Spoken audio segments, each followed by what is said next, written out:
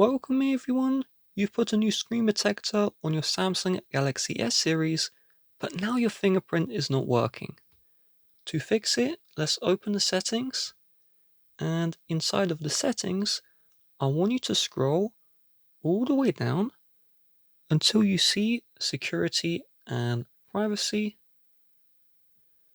You are then going to locate the lock screen and tap on the lock screen, then tap on fingerprints.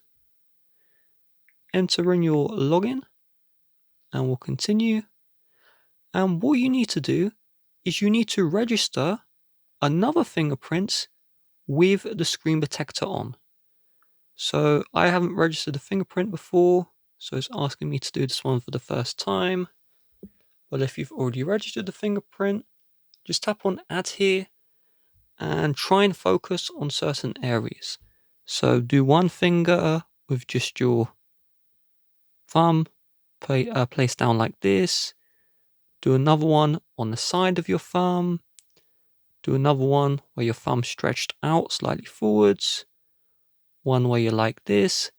And by the end, when you add enough fingerprints, you should get an accurate reading.